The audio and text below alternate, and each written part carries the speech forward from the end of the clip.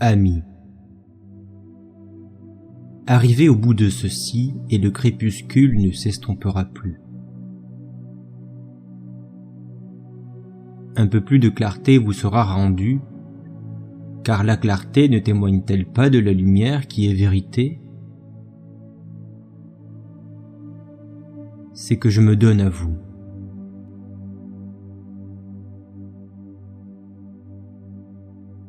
Ne rendez pas impossible le possible, et soyez libre de comprendre. Gardez-vous des idoles qui ne sont certainement pas le sacré que Dieu a inspiré, car combien êtes-vous à tomber dans ce que vous dénoncez? Misère de votre temps qui est dépouillé de finesse? Alors ne cherchez pas à me croire. Car les hommes n'ont pas besoin ou n'ont pas de raison de croire. Vous, hommes, humains, ne voulez que savoir quoi faire pour être saints, donc parfaitement heureux.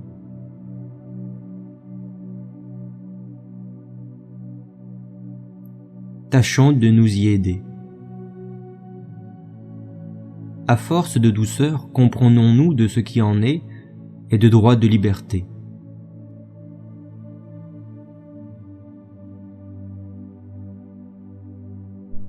Et que toute différence n'égale pas à être des contradictions. Pensez à la contusion, qui ne paraissant pas même de là y apercevoir, sous-entendriez-vous sa cause comme un piège qui vous fut tendu et qui vous a blessé?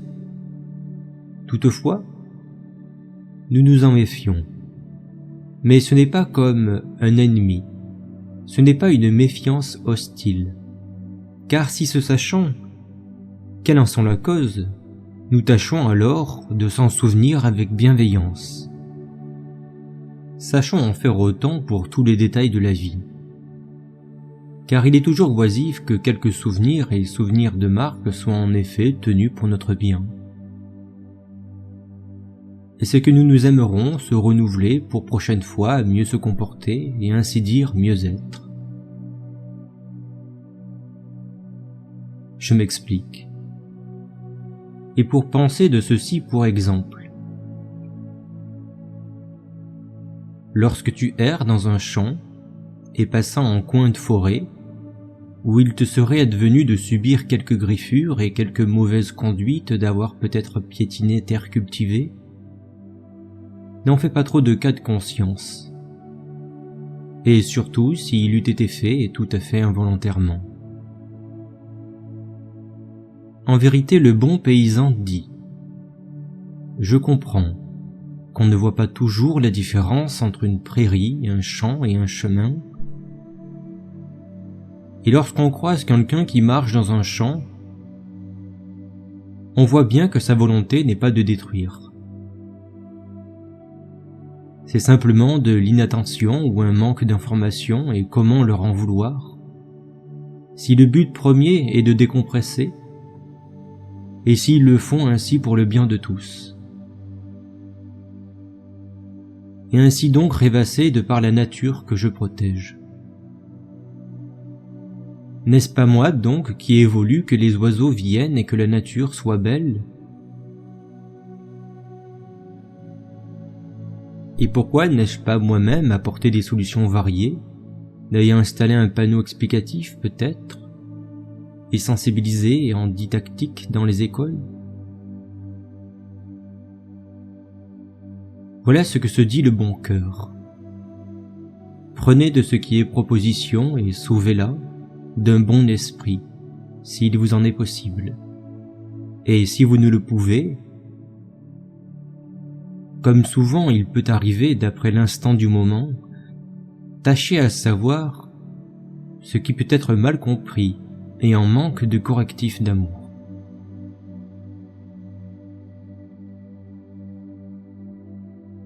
Tout cela évoque bien naturellement le renouvellement. Et même si le monde se tient bien de vous le dire, moi je vous le dis, celui qui renouvelle son amour pour Marie, de la foi à ce qui la concerne, se réanime pour la vie. C'est Marie, la plus grande, qui a donné au monde le Sauveur. C'est encore par elle que le monde obtiendra le salut. S'il y serait en effet sottise d'employer une méthode unique pour aider et sauver toutes les âmes, il est pourtant éclairé de revenir à sa mère, d'y recourir, car c'est la manière d'attirer à la correction injuste. J'aimerais vous faire profiter de ma clarté. Comment y arriver? Pas d'un trait, mais sans arrêt.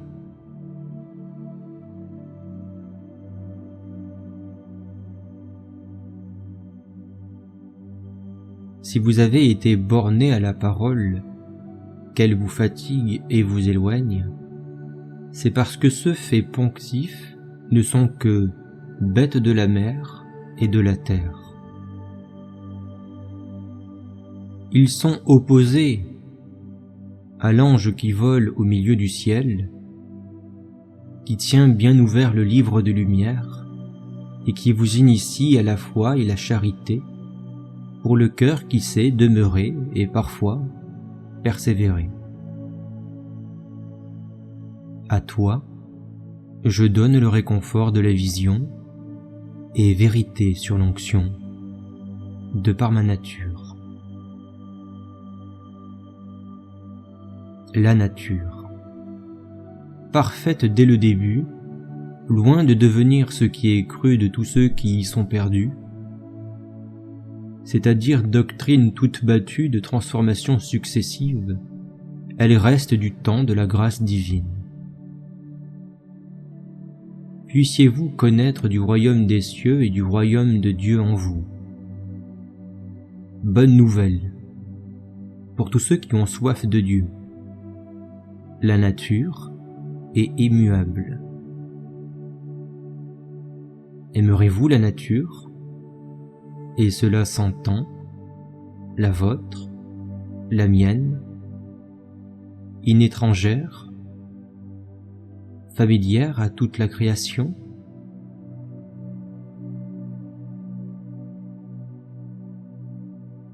Ô amis, quand je suis parmi vous, ma présence est la plus importante. Elle est mon envie. J'ai souhaité, Père, inonde-moi de ton esprit, car moi, je n'ai aucun avis. Mais silencieux face à vous, vous me croyez incultivé et sans sujet, or c'est que j'ai été moissonné, et que je n'ai pour intérêt que ce qui est d'éternité, que ma toute intimité demeure de mon intime. J'ai reçu l'art silencieux de vivre, et pour les plus vigilants et aimants d'entre vous, vous savez bien de ce don qui est en moi et en qui je suis. De ce que je préfère, j'opte pour la douce tranquillité. Je le dis partout. Car le sens de ce mot évoque le calme, le paisible, le serein, le repos, la paix, la patience, le discernement, la sagesse.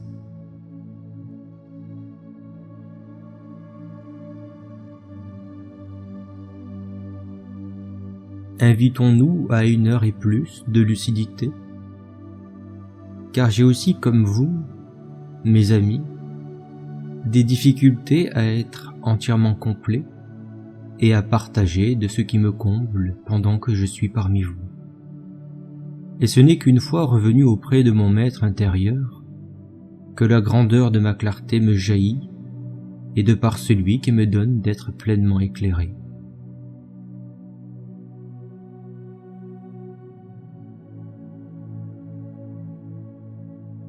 Prenez un instant Avant de continuer, laissez le monde se déposer, vous aurez bien lieu d'y revenir. Mettez cet audio en pause. Allez prendre un café, puis revenez, tout rafraîchi. Car il est certain que ce monologue est une aide bien inattendue. Soyez tout prêt à la recevoir. Il ne tient qu'à vous de la recevoir.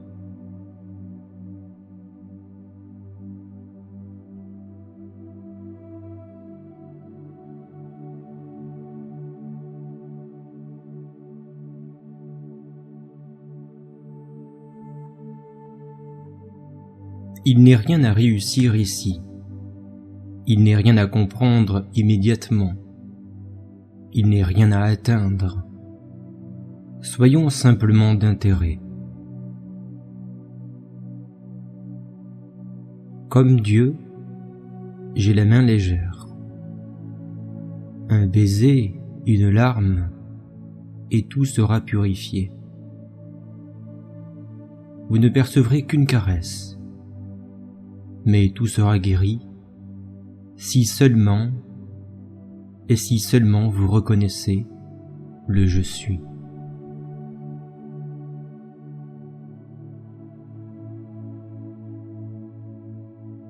Donnez d'une heure accordée et d'un peu plus, non pour l'accumulation de nouvelles idées, mais à l'examen calme de ce qui architecture déjà votre regard, et de ce qui s'y recueille.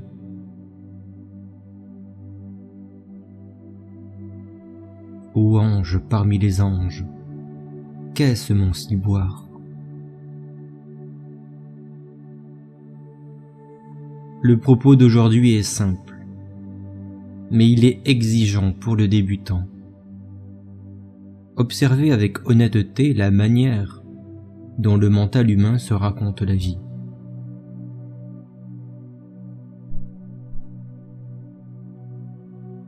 Et dit d'un verbe d'esprit, reconnaître le rempart à la parole.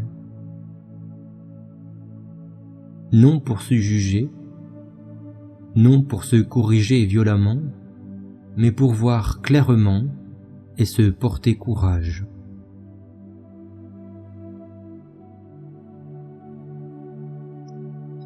Si vous vous portez courage,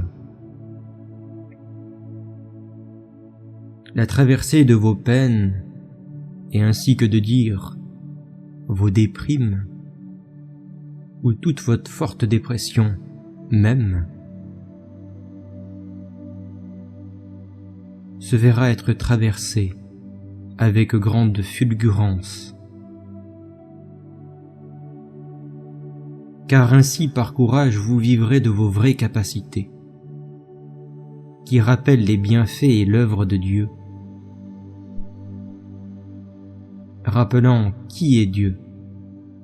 Ces capacités, elles vous donnent de bien comprendre le bien et de discerner du mal. Car ce n'est jamais la réalité qui enferme l'homme, mais la lecture qu'il en fait, et la lecture doit donc être bonne. C'est ainsi que je vous dis, étudiez mes chers amis, non pour vous qualifier, mais pour votre joie, qui doit être grande. Venez à la source du Sauveur.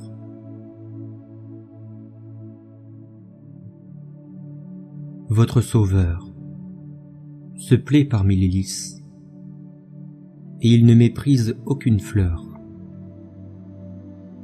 Et moi-même, oh comme je vois comment le Père vous sourit, et comment il vous inonde de ses splendeurs d'amour, l'idée du péché vous ayant quitté. Investiguez. Sondez l'époque et les circonstances marquées par l'Esprit, votre Père.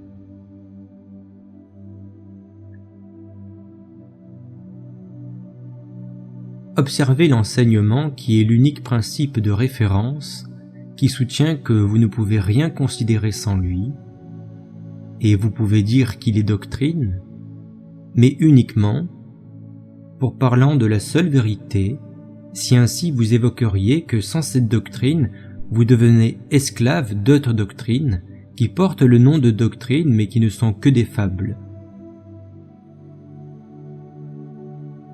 Si vous ne suivez point ce qui est vrai ni qui le dit, parce qu'il témoigne de celui qui est vrai, de sa parole et de son esprit, et sans enfoncer de clous, ni ressation de quelques manuscrits, mais y offrant une eau fraîche et nouvelle, bien qu'elle n'ait puisé que de la source impérissable, pure et limpide, car c'est elle qui rafraîchit et ravive d'esprit, comment pouvez-vous dire « Dieu m'a abandonné », pire encore, Dieu n'existe pas, si, en réalité, c'est vous qui avez abandonné Dieu.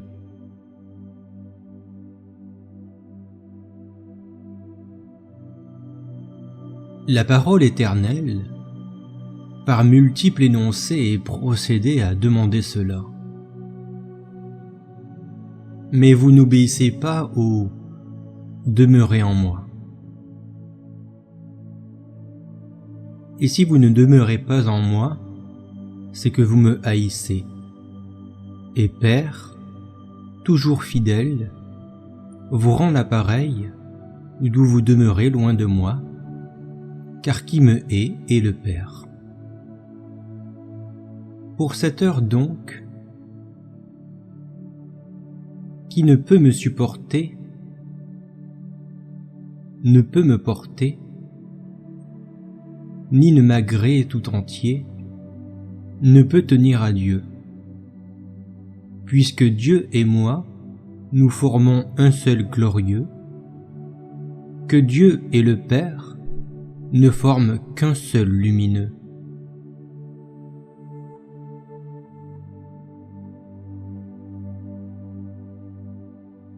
Demeurez en moi.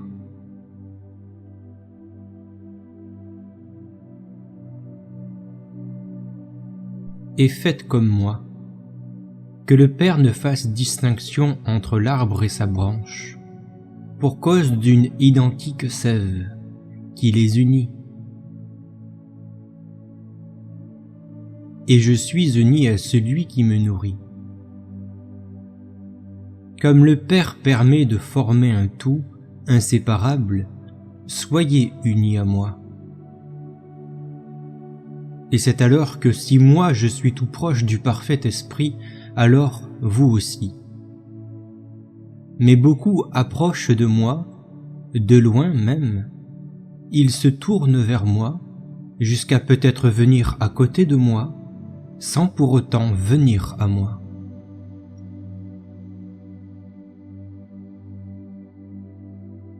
Venez à moi.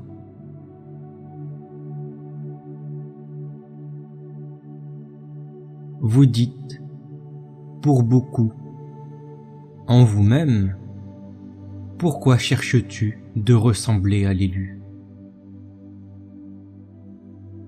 Et je rétorque, ami, ami, qui aime finit par emprunter les façons, les gestes, les expressions de l'aimer. Et tout comme moi, celui qui est l'amour incarné, veut que vous soyez d'autres que lui, identiques à lui. Parce qu'il nous veut que nous recevions ce que nous demandions, et ainsi que nous soyons à essuyer d'aucun refus. Ne savez-vous pas que le Père déverse continuellement son trésor d'amour pour son enfant? Alors, n'accueillerez-vous pas celui qu'il vous envoie? Soyez dans le Fils et bénéficiez de l'épanchement continuel et sans limite. Soyez dans la conscience, soyez consciencieux. Je ne vous suis qu'un doux ami.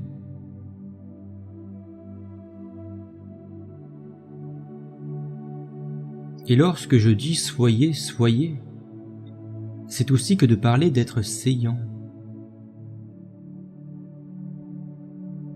Voilà dit. Beaucoup d'aujourd'hui parlotent et radotent des idées qui ne sont égales à la pensée. Ils jacassent sur du superficiel, ne parlant pas même du spirituel, mais de spiritisme et d'occultisme. Tout comme les prétendus philosophes, répétant philosophie sans philosopher. Ils sont épuisés. Ils ont cessé d'étudier, ils sont bornés, et ils vous informent. Certes, et voilà qu'en leur compagnie et sans la parole de vie de l'esprit ne circulant point en lui, que la nature de toutes vos formes qui vous fut conçue avec tant de beauté, arrive à vous quitter.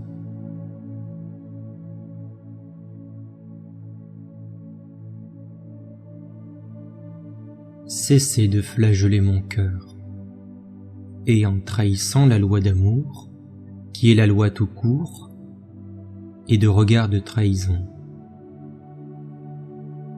Pourquoi me trahissez-vous?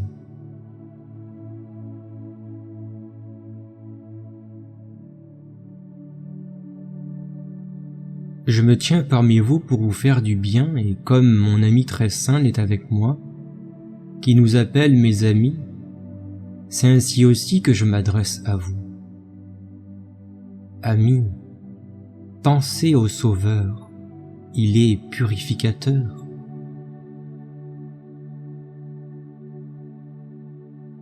Il vous cesserait de trahir, finissant d'être corrosif pour votre âme, ce qui lui retire toute amitié. Si je suis parmi vous, donc que suis-je uni à vous, unicolore et conjointe à l'âme? Je vous y suis envoyé parce que vous m'y avez à prier, appelé, et c'est bien que vous me connaissiez. Pourquoi en douter? Douteriez-vous de ce que vous priez? Pourtant, cela vous est accordé. N'avez-vous pas dit, « Père, envoie-moi ton aide » et n'avez-vous pas cité, même sans votre bouche, le merci? Je ne prétends pas cela de la part de celui qui n'est pas un géant d'amour. Comme notre Jésus bien-aimé, qui se réjouit de ne pas être considéré comme étranger à votre monde, avec lui, tout ici, je me réjouis de savoir que vous vous rappelez que moi aussi, j'existe. Mais qui d'entre vous se rappelle de la clarté? Comme voilà que vous ne venez jamais au bien-aimé, fait prince de paix, le béni.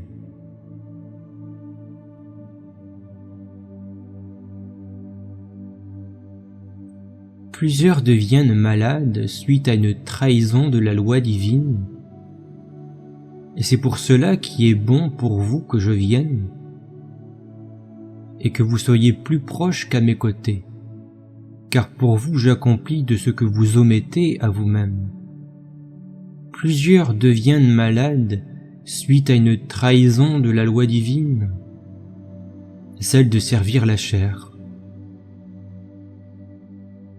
et par plus de prières. Et la chair s'égare donc comme une bête insensée qui ne tarde pas à les égarer eux-mêmes dans leur vie. Ils voudraient vivre d'assurance, mais sans espoir, car s'ils avaient espoir, celui qui gouverne même la mort et qui est espérance, accorderait l'espoir, en réalité ils entendraient « Ne crains pas », et même si le décret est venu de mourir.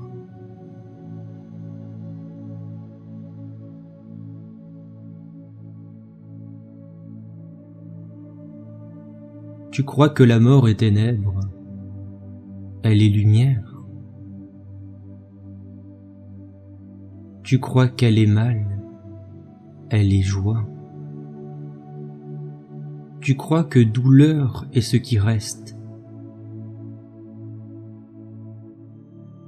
Ton deuil, pas même es-tu celle qui le porte en vérité, je suis son porteur. Mais tu as tout inversé.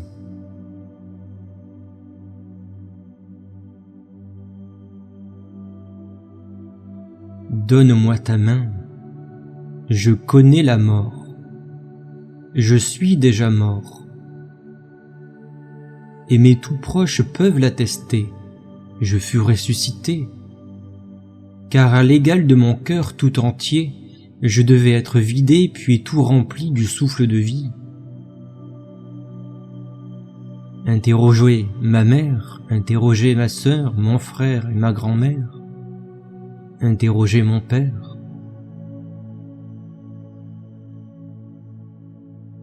Tout ceci est vraiment très concret, actuel. C'est vraiment ce que je vis. Et je connais la vie. Pouvez-vous, très saint ami, prier à moi et y recevoir bien des grâces accordées? Essayez, mes amis, et sans plus tarder, si correctement fait, vous serez étonnés. Et sache que le Père aime ce que j'aime. Ne manque donc pas d'amour à moi, toi qui fais vœu d'amour à soi, pour toi. Le survivant se promène seul. Les amis ont fui. Ceux qui sont aimés vont loin à cause de la mort, comme à cause du travail. Ils sont égaux. Or, rien n'est noir pour le survivant qui voit au ciel le soleil, et même à la paix qu'il y a dans l'air du soir.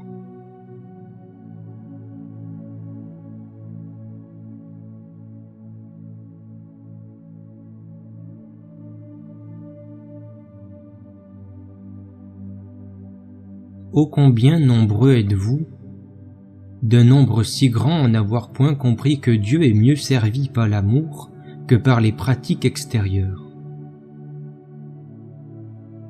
Combien êtes-vous de larrons qui profitent indignement de Dieu, les malheureux, y dépouillant la vérité avec leur hérésie, et de tout ce qui est de quelque façon que ce soit naturellement divin, comme votre nature l'est, votre nature d'amour, oui, pas votre autolatrie. Comment pourrais-je ramasser vos attributs et vous les rendre?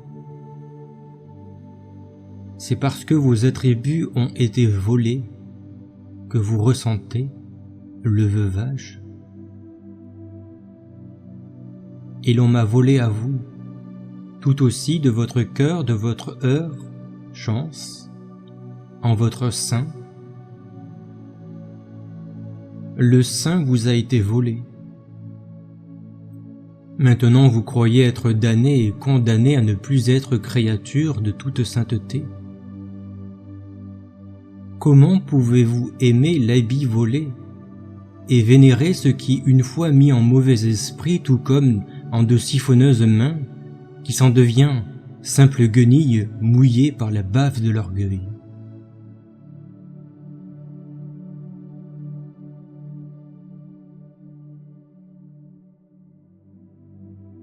C'est pour que vous ne me trahissez jamais plus et que vous soyez bénis de celui qui vous dit « Allez et ne péchez plus », qu'aujourd'hui encore je viens.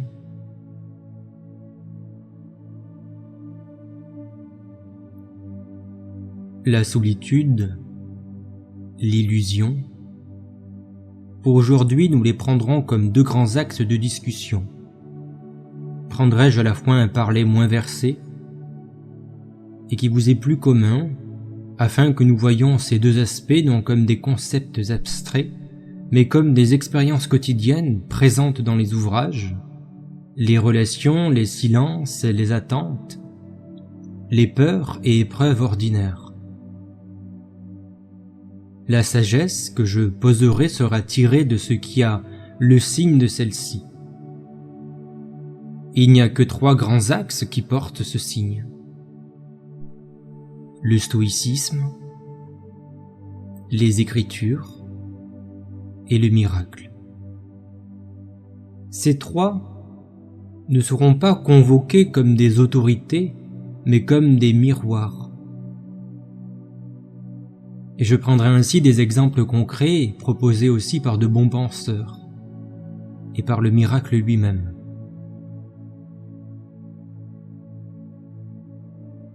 Je ne chercherai pas à convaincre, il est clair, que je propose, et à vous et à moi-même, je m'égale ainsi à vous. Si certaines phrases résonnent, laissez-les agir. Si d'autres résistent, observez simplement cette résistance et puis étudiez. La transformation véritable ne naît jamais de la contrainte. Elle naît de la clarté. Entrons maintenant et lentement dans cette exploration. Chapitre 1. La distinction fondamentale. Ce qui dépend de nous. Épithète ouvre son enseignement par une distinction si simple qu'elle est souvent sous-estimée. Certaines choses dépendent de nous, d'autres non. Cette phrase, en apparence anodine, contient pourtant l'antidote à une immense partie de la souffrance humaine. Dans la vie moderne, l'individu tente de contrôler ce qui lui échappe. L'opinion des autres, la reconnaissance sociale, la stabilité émotionnelle et financière du monde, les résultats futurs, les raisons maladives. Cette tentative constante engendre frustration, colère et épuisement. Nous confondons effort et contrôle, responsabilité et toute puissance.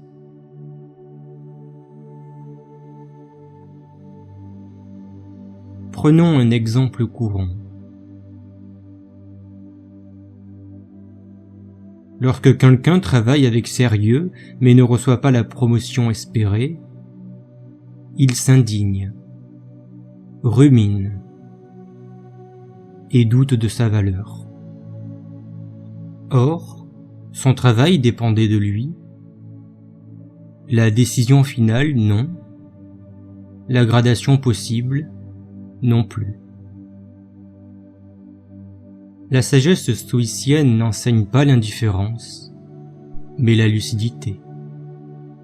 Agir pleinement là où nous avons prise, puis accepter le reste, sans amertume, c'est une base fondamentale pour l'art de vivre. Le Testament exprime cette idée sous une autre forme. Que ta volonté soit faite. Non comme une résignation passive, mais comme une reconnaissance humble de l'ordre et de l'ordonnance des choses.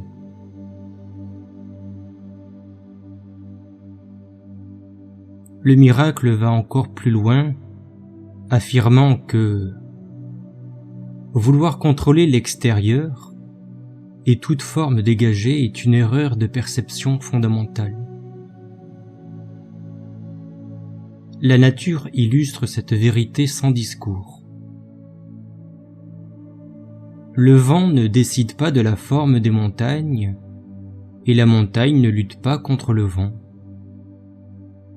Chacun occupe sa place. Lorsque l'être humain accepte cette distinction, il cesse alors de gaspiller son énergie dans des combats imaginaires et très inutiles.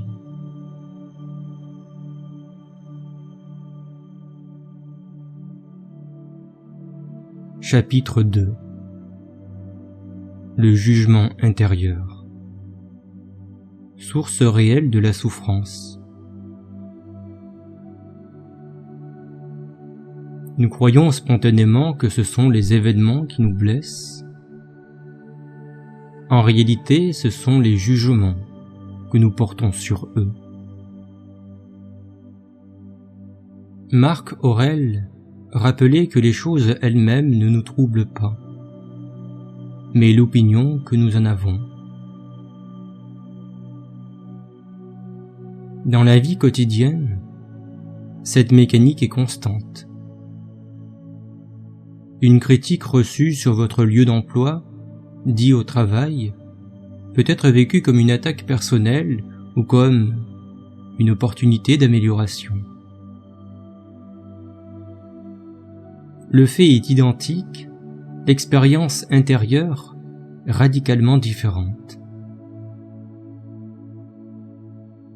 Le Testament parle de la langue comme d'un feu, capable d'embraser toute la forêt. Il ne parle pas seulement de parlotte prononcée, mais aussi de celle que nous entretenons nous-mêmes.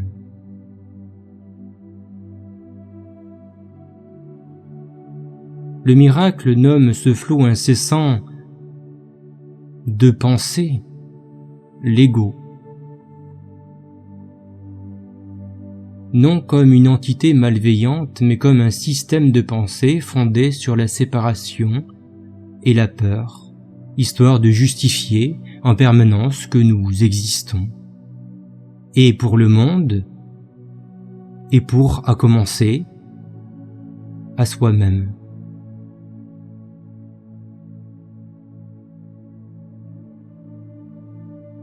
Nous devrions ici parler d'idées plutôt que de pensées. Ah donc, j'aimerais cette fois-ci modifier ce que j'ai déclaré précédemment. Le miracle nomme ce reflux des idées, la personnification qui bouillonne et pivote sur le nombril du monde. Le mental humain, livré à lui-même, cherche des coupables, des comparaisons, des garanties. La sagesse consiste à observer ces mécanismes sans s'y identifier et admettre ainsi qu'il y a une forte distinction entre la personnification et l'identification. Et cela va se dire « Reste sur ton chemin ». Cela ne te concerne pas. Comme le ciel observe les nuages sans les retenir, comme la nature nous rappelle que tout passe, comme les saisons changent sans drame, comme l'hiver n'est pas punition, et pour penser que lorsque le mental intègre cette impermanence, il cesse de s'accrocher aux états transitoires, il retrouve une sérénité plus stable, s'il qu'il n'ait besoin pour lui-même de se l'expliquer.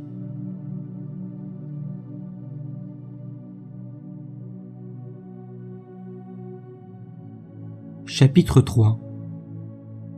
Désir, attachement et illusion de bonheur. Prêtez l'oreille. Le désir est souvent confondu avec la divine volonté. Celle qui est, tu peux le dire, volonté de la vie elle-même, qui est bonification. De même, tu peux y voir similaire confusion entre l'envie et la vie.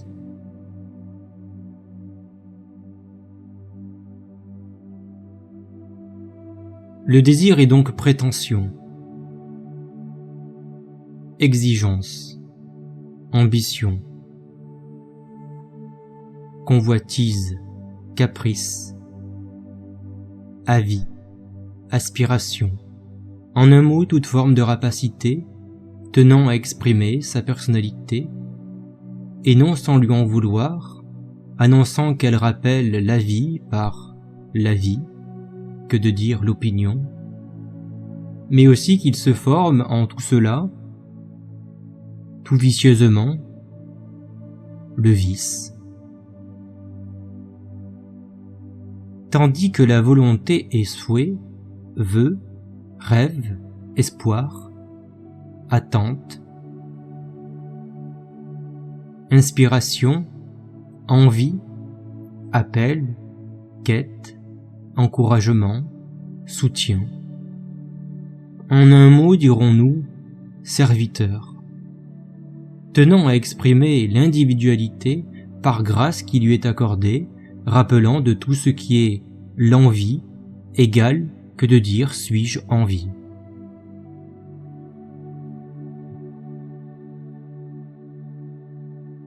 Tu peux y voir tant de jeux et d'articulations qu'offre la parole tant que celle-ci est vraie et remplie d'esprit. Mais les gens ont oublié tout cela. Pourtant, les stoïciens avertissaient déjà, disaient-ils, que de désirer ce qui ne dépend pas de nous, c'est se condamner à l'insatisfaction. Le monde moderne amplifie ce phénomène en créant des désirs artificiels, constamment renouvelés. L'individu croit penser et se dire « Quand j'aurai ceci, j'en serai enfin heureux ». Mais une fois l'objet atteint, le manque se déplace. Le Testament parle de citernes crevassées qui ne retiennent pas l'eau. Le miracle explique que chercher le bonheur dans la forme est voué à l'échec. Cela ne signifie pas renoncer à agir ou à apprécier les choses, mais apprendre à ne pas y attacher l'identité qu'est l'âme.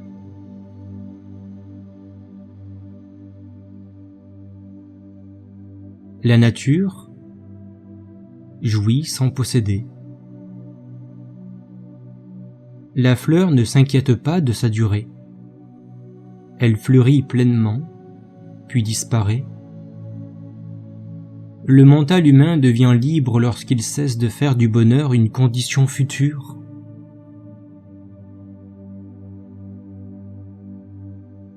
Et peut avouer que la plénitude n'est pas un résultat, mais une qualité de présence.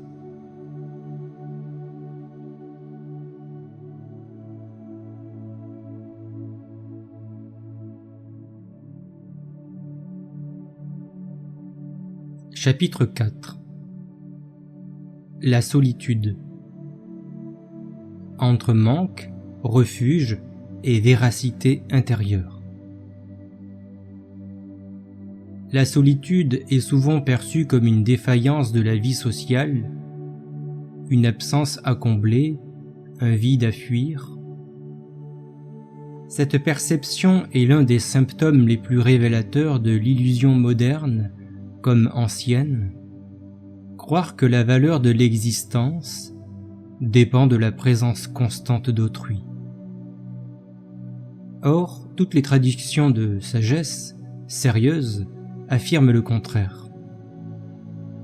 La solitude n'est pas une anomalie, elle est une condition fondamentale de lucidité. Encore faut-il ne pas confondre la solitude et l'isolement. L'être humain redoute la solitude parce qu'elle suspend les distractions, que dans le silence les pensées peuvent devenir audibles. Les peurs se dévoilent, les attachements se révèlent. Beaucoup cherchent la compagnie non par élan du cœur, mais pour éviter du face-à-face intérieur, qui en soi n'est pas pour beaucoup plus chose incroyable qu'est l'éclosion d'un bourgeon. Cette fuite constante finit par créer une dépendance affective subtile. L'autre ou tout autrui deviennent des anesthésiants plutôt que des compagnons librement choisis. Et comment pourrions-nous ainsi vivre, ou vraiment les remercier, durant tout notre temps, voire aussi aux derniers instants de celui-ci? Les stoïciens voyaient dans la solitude un terrain d'entraînement de l'âme, et il va sans dire que nous ne sommes jamais vraiment isolés, ni vraiment jamais seuls. Marc Aurèle, pourtant entouré de courtisans et de tant d'autres gens, et de responsabilités, insistait sur la possibilité d'un retrait intérieur permanent. Il n'est pas le seul à l'avoir évoqué, mais c'est pour vous dire que ceci est vraiment très important. Il ne s'agit pas de s'isoler physiquement, mais de ne plus livrer son équilibre aux circonstances.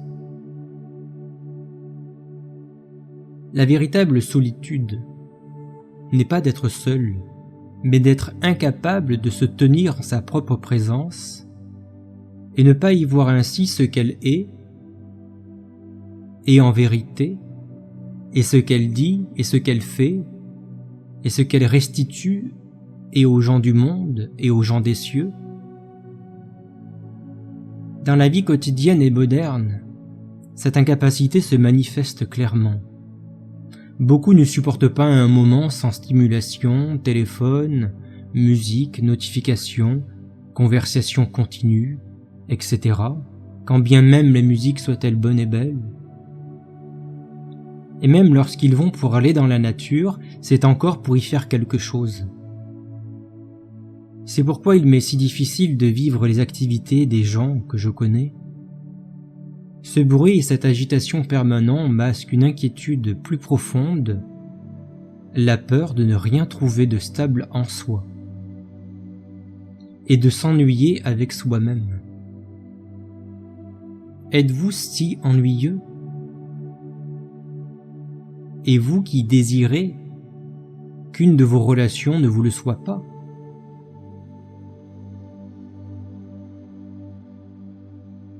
Ne réfléchissez-vous pas?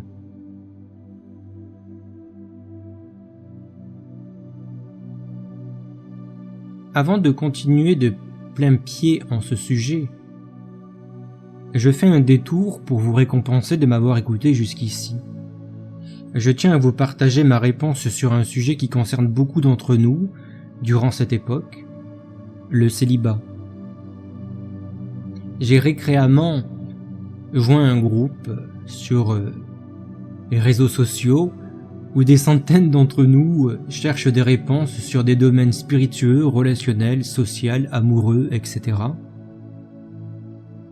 Tous ne peuvent suivre mon enseignement, dirons-nous. Quelle arrogance, mon commentaire peut-être. Ah donc, je vous partagerai réponse à la question, et je vous exhorte encore à me poser des questions. Et comme je vous l'ai demandé, posez-moi de bonnes questions et vous aurez de bonnes réponses, car je sais que vos questions sont pour moi prière à Dieu. D'une question, il me répond.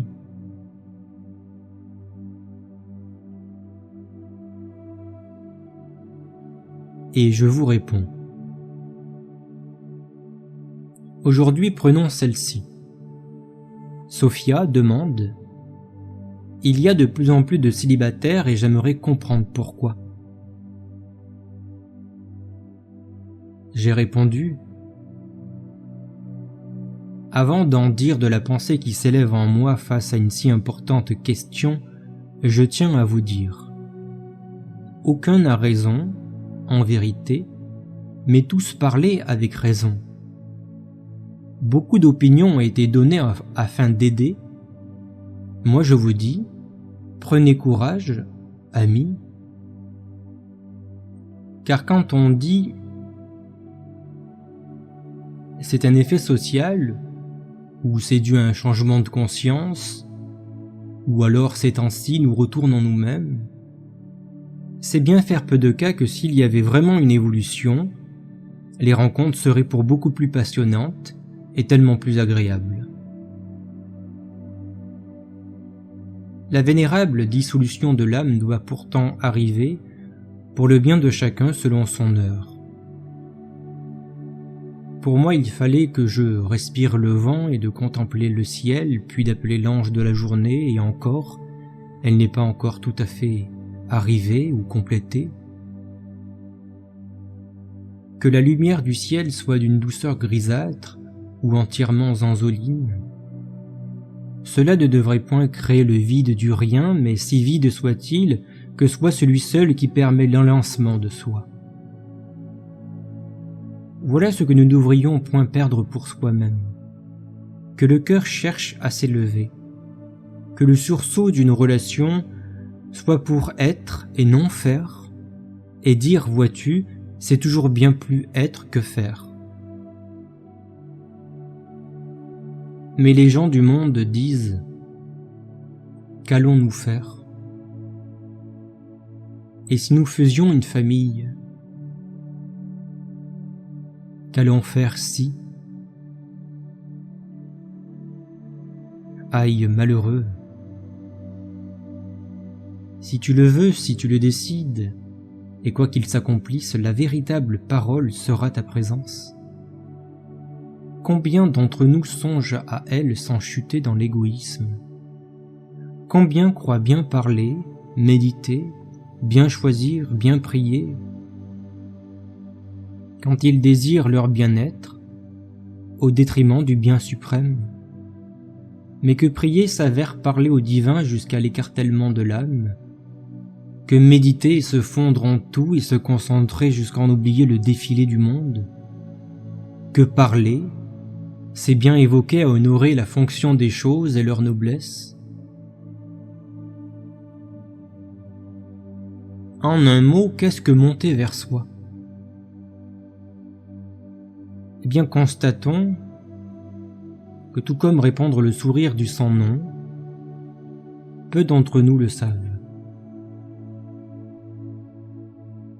Pas un lieu, pas un tiroir, pas un exercice, pas un geste, pas un regard, pas un souterrain de soi ne devrait être approché sans l'amour, à la fois aride, généreux, épuisant et vivifiant, et malgré tout, peu sommes-nous à connaître sa nature. Ô l'amour, que si peu veuille vraiment de lui. Certes, je me redirai que malgré tout, il se vit toujours en solitaire. Et c'est là que les gens pêchent beaucoup. Que veut dire solitaire ? Que veut dire solitude ? Que veut dire isolé ? Trop, beaucoup trop, en quoi que ce soit, est chamboulé dans le confus, si tant que les gens vivent dans la confusion même de leurs propres sentiments et des émotions. Alors sommes-nous voués à être seuls ? Certes, non. Mais le cœur doit se mettre à battre comme il ne l'a jamais fait. C'est ainsi qu'en ce jour nos rapports seront vraiment intimes dans cette intimité avec le ciel. Mais que voulez-vous vraiment ? C'est la question qui doit avoir réponse pour les gens de ce monde. Et puisque pas un ne sera laissé de côté, sommes-nous donc dans un ensemble tous concernés ? Dans la circonstance de la réponse qui fut donnée sur une publication sociale, il me fait dire et écrire, et répliquer et ajouter. Je rajouterai. Vois-tu que tu as aussi un bel exemple ici même, sous tant de commentaires, si l'on veut avoir un regard un peu plus dur. Combien sont-ils à considérer toute autre réponse, prenant le temps et leur temps pour les lire et comprendre plutôt que d'étaler les miasmes de l'opiniâtreté ? Et ils te diront : ne parles-tu pas toi-même avec une opinion ?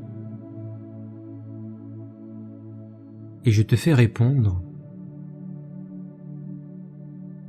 Si je donnais opinion, tu n'en serais pas plus touché qu'une main lancée vers un oiseau qui vole. Mais j'ai dit que mon maître intérieur n'interviendrait pas. Pensez-vous donc? Il ne peut que s'éveiller face à un tel sujet. L'on pourrait me demander comment bien vivre une histoire d'amour. Et je réponds, savoir et vouloir partager le quotidien à deux. Qu'éviter? Eh bien d'oublier la glorieuse hymne des âmes.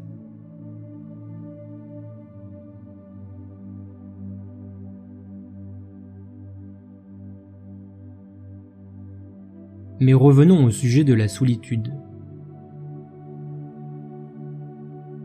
Le Testament décrit cette errance comme une agitation du cœur, toujours en quête, jamais rassasié. Le miracle, lui, propose une lecture radicale, disant que la solitude est une illusion qui naît de la croyance en la séparation. Or, l'on ne peut pas être vraiment seul et en fait, on peut être solitaire. On ne peut pas être séparé, mais on peut être parfois isolé. Par la foi elle-même, dit-il, ne t'isoles-tu pas en toi-même? L'individu se croit isolé en mal, distinct, abandonné, dans un monde extérieur où tout semble différent et désuni. Cette croyance est le résultat d'une identification qui est erronée à un moi séparé. Il est en réalité de jouer sous le rôle de sa personnalité. La nature nous offre une image corrective puissante.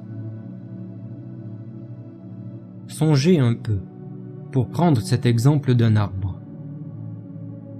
Il peut se tenir seul dans un champ, sans pour autant être séparé de la vie, ni isolé tant que le sol est avec lui,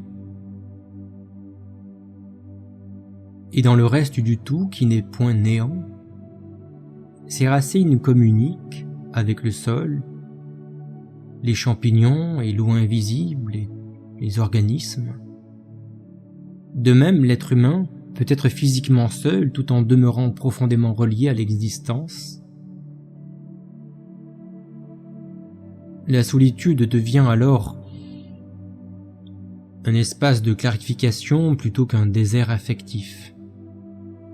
Et lorsqu'elle est acceptée consciemment, la solitude agit comme un révélateur et la relation rend effectivement solitaire, mais que pour un court temps. Elle met en lumière nos attentes irréalistes envers les autres, notre besoin excessif de reconnaissance, notre confusion entre l'amour et la dépendance. Prenez-moi comme exemple, qu'il semble en toute parole vous demander beaucoup, et qu'en toute présence j'appelle à ce que l'ardeur de votre âme croisse dans l'Éternel. Égal à vous, n'en suis-je pas, également par Zeus, cause de cela mis seul et depuis années nombreuses? Ah donc, sachez que celui qui apprend à demeurer en paix dans la solitude découvre une stabilité intérieure qui transforme ensuite toutes ses relations, et que vous ne pourrez vraiment plus vivre par les souleries sociales qui jadis vous mettaient en confiture. Que celui ou celle va sans dire, n'attend plus que l'autre le sauve, le complète, le rassure, de par la forme qu'il croyait, mais dorénavant de par la force qu'il est. En présence de pour un gentilhomme qu'il sied d'être calme et même en situation d'urgence. La solitude mature n'est alors pas un retrait du monde. Elle est une base solide à partir de laquelle le monde peut être rencontré sans peur et en toute prière. Cette solitude est le sol fertile de la liberté intérieure.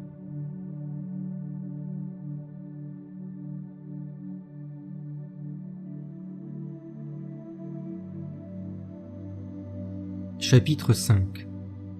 L'illusion, quand le mental confond ses récits avec la réalité. L'illusion n'est pas un phénomène marginal du mental humain, elle est son fonctionnement par défaut. L'homme ne perçoit jamais la réalité directement.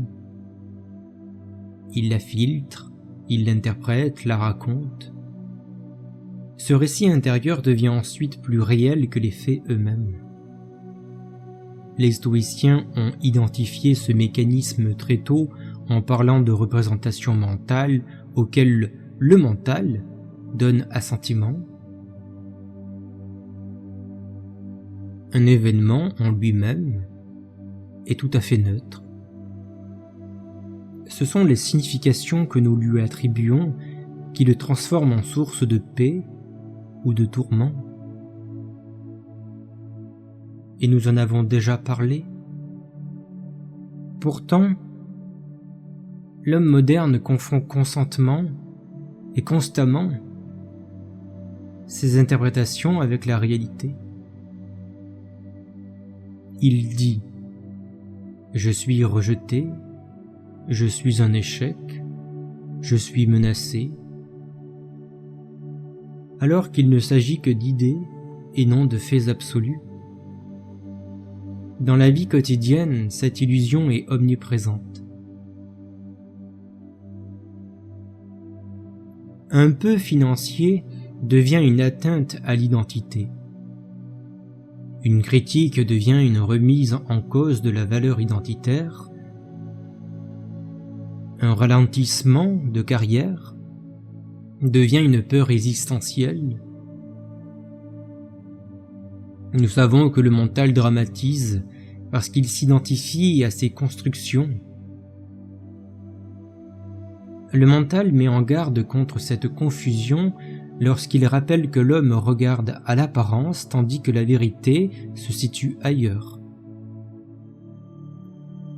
Le miracle, lui, va encore plus loin en affirmant que le monde perçu reflète un système de pensée ou d'idées, plutôt d'idées, oui, fondées sur la peur. Et ces idées, en fait, sont ce que l'on pourrait nommer tout simplement des égrégores. Tant que ce système n'est pas questionné, l'illusion se perpétue. L'illusion centrale est celle de l'ego, qui n'est pas à vous mais qui est au monde, comme une entité fragile face à la peur de manquer. Le mental psychologique devient un champ de tension permanent, cherchant des garanties dans un monde par nature instable et bien irréel sans soi. La nature ne participe à aucune de ces illusions. Elle ne se compare pas, elle ne se justifie pas, ne recherche pas à se sécuriser psychologiquement. Prenons pour exemple une rivière. Elle ne doute pas de sa légitimité à couler, elle suit sa pente et la narration de son fond. Cette simplicité révèle l'artificialité de nos conflits mentaux. Dissiper l'illusion ne consiste pas à nier le monde ou à rejeter l'expérience humaine, mais à examiner chaque pensée avant de lui donner du crédit, car ce crédit sont les idées et les histoires. Le stoïcisme parle de suspendre l'assentiment. Le miracle parle de choisir un autre regard. Le testament, lui, évoque le discernement.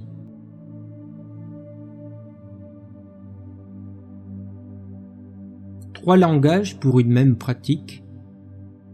Ne plus croire aveuglément tout ce que le mental psychologique produit. Ne point oublier qu'au-dessus de la psychologie, il y a la psyché. Lorsque l'illusion commence à se dissoudre, même partiellement, l'existence se simplifie. Les événements perdent leur charge excessive au profit des phénomènes.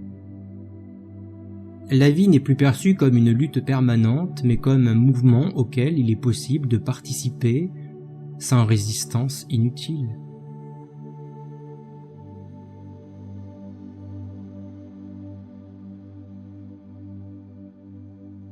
Chapitre 6. L'illusion de la séparation. Racine de la souffrance humaine. L'illusion la plus profonde dans le mental humain, à sa psychologie, n'est ni la peur de manquer, ni la quête de reconnaissance, mais la croyance intime d'être séparé. Elle n'en est pas dans le psychisme mental, dit le supramental. Séparé des autres, séparé du monde, séparé de la vie elle-même. Cette idée, rarement remise en question, structure pourtant une grande partie des comportements sociaux, et les stoïciens observaient déjà que l'homme se pense plutôt comme une entité isolée devant se protéger d'un environnement hostile. Cette posture mentale engendre méfiance, comparaison et tension. Le testament parle d'une humanité qui se cache, qui se justifie, qui se défend. Le miracle, lui, nomme explicitement cette posture la croyance en la séparation et au péché. Dans la vie quotidienne, cette illusion se manifeste subtilement et nous parlons de moi contre le monde et de réussir malgré les autres et de me protéger émotionnellement. Cette expression révèle une vision conflictuelle de l'existence. L'autre devient une menace potentielle, la vie un combat à gagner ou à prouver. Et s'il ne peut, ou s'il ne s'en peut, à légitimer. Or, cette séparation n'est jamais observée dans la nature. Aucun élément n'existe par lui-même. La feuille dépend de l'arbre de sa graine, et la graine est du sol, et le sol est de l'eau et du soleil. Et lui-même le soleil d'un supermassif espace, et l'espace est bien du tout, et le tout est bien d'une naissance, d'une évolution, d'une mort, et chacune d'entre elles de l'une d'entre elles. N'est-ce pas?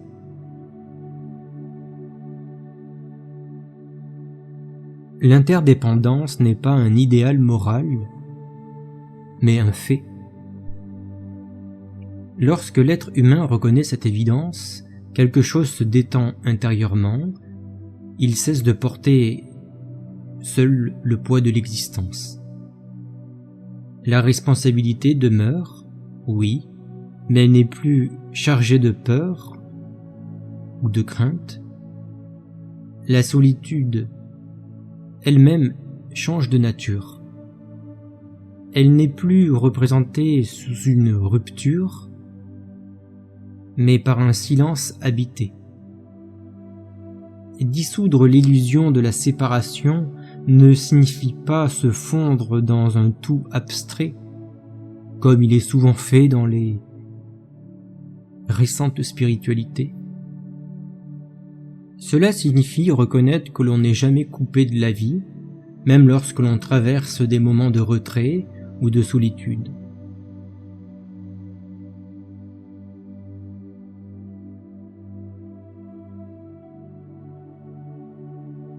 Chapitre 7. Responsabilité intérieure et liberté réelle. La sagesse stoïcienne insiste sur une notion souvent mal comprise: la responsabilité intérieure. Il ne s'agit pas de culpabilité, mais de lucidité.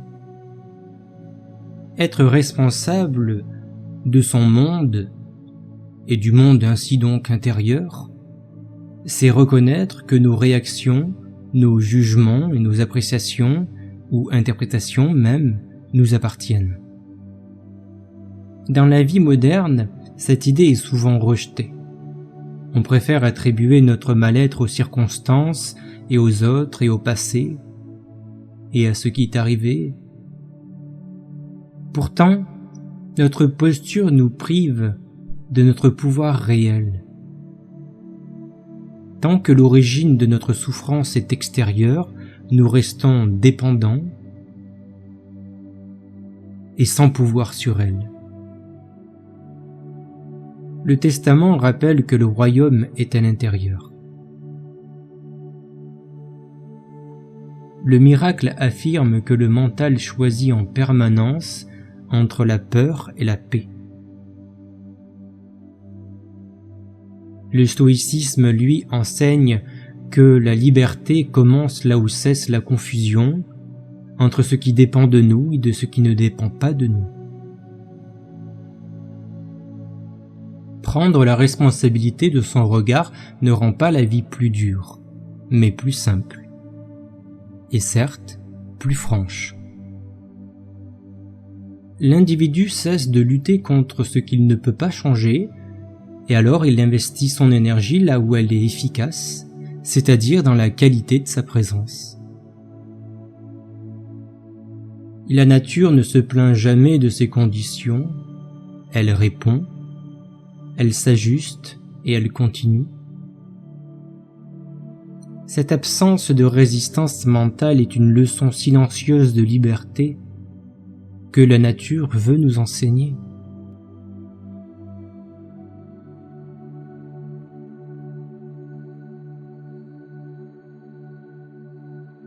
Chapitre 8. La quiétude comme discipline quotidienne.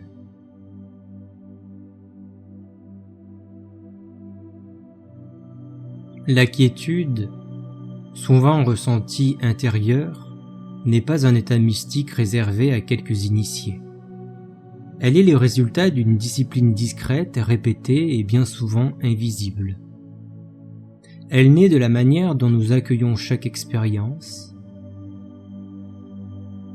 Le stoïcien parlait d'exercice spirituel, en réalité d'exercice médiumnique. D'observer les pensées, anticiper sans crainte et d'accepter sans résignation.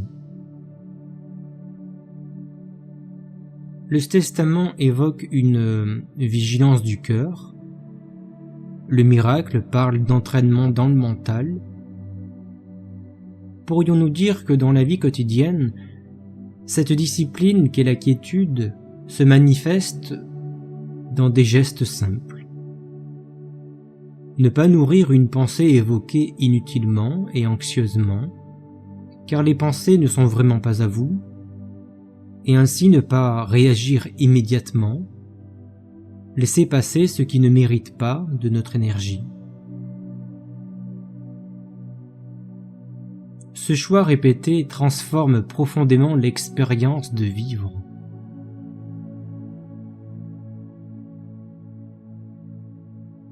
La quiétude permet d'agir avec clarté, de parler avec justesse, de se retirer quand il le faut. La quiétude n'est pas l'absence de problème, elle est l'absence de guerre intérieure, elle est l'arrêt de la bataille contre soi-même.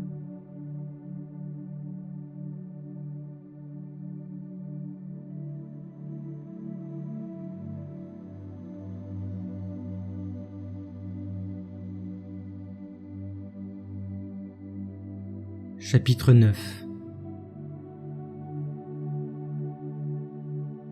Voir le monde sans s'y perdre. Vivre avec sagesse ne signifie pas se retirer du monde, mais y participer sans s'y dissoudre. L'erreur serait de croire que la lucidité exige la distance émotionnelle ou le détachement froid. Le stoïcisme enseigne l'engagement sans attachement excessif. Le Testament parle d'être dans le monde sans être du monde. Le miracle évoque une présence aimante, sans illusion. L'individu lucide agit, aime et construit, mais il ne confond plus ses expériences avec l'identité profonde. Il sait que tout passe sans que rien d'essentiel ne soit perdu. La nature, encore une fois, nous guide. Voyez-vous donc la vague qui se forme? Considérez qu'elle se déploie, puis disparaît sans aucun drame. Elle ne s'accroche pas à sa forme.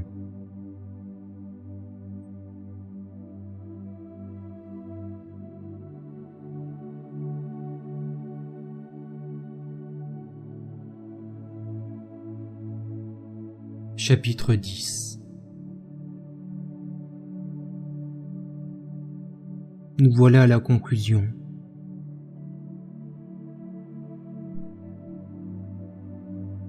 Je t'ai parlé de l'art silencieux de vivre. Et par plusieurs idées majeures formées en chapitres peut-être, t'aideront-ils en te permettant de vivre une vie simple, vaste et habitée. Car beaucoup de gens y vivent simplement sans vastitude, certains vastement sans simplicité, d'autres sans aucune reliance. Bien évidemment que nous pourrions y ajouter une multitude de profondeurs, mais si cette heure et plus ont eu un sens pour toi, ce n'est pas parce qu'elle t'apporte une réponse définitive, mais parce que la clarté t'a parlé, et que la lumière à travers elle eut chassé la confusion qui touchait à des fondamentaux en toi.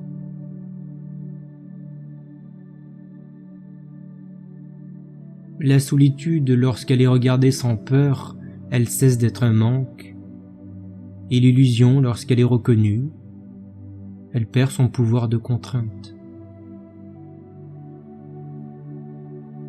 Ô mon ami,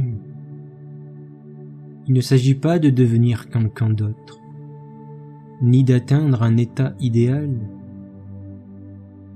La sagesse n'est pas une amélioration égocentrique,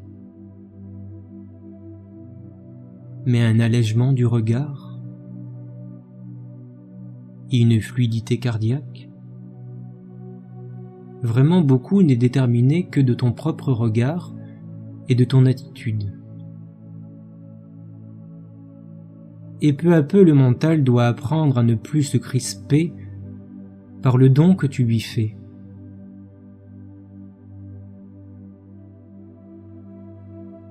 Et la vie, elle, continue sur ses responsabilités et ses relations et ses incertitudes à gérer. Et tout cela disparaît, car cela n'est pas de ta préoccupation première. Ce qui change en réalité et ce qui devrait te préoccuper est la manière dont tu es présent à la vie.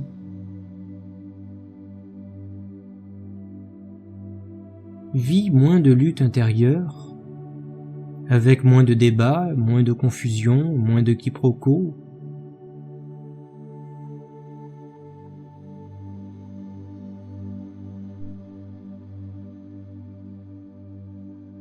N'ai-je pas dit, vendez ce que vous possédez et suivez-moi?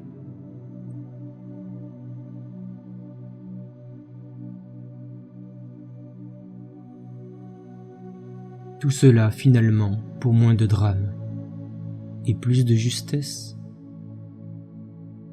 Si une seule chose peut être retenue, qu'elle soit celle-ci. La paix n'est pas ailleurs, ni plus tard.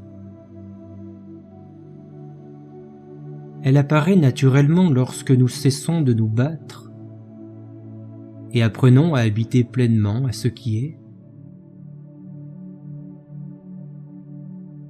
Que cette lucidité t'accompagne discrètement, sans un bruit, dans les gestes simples du quotidien, car c'est là qu'elle trouve sa véritable force. Puisses-tu te calibrer et te conseiller d'un rythme ajusté et posé? Puisses-tu te recommander à ta propre nature et rester fidèle, calme, sobre? Et sois conçu ainsi pour écouter le monde tout entier, car il est toi. Présente-toi à lui comme si l'on marcherait longuement, sans hâte, en laissant l'essentiel se déposer sous tes pieds.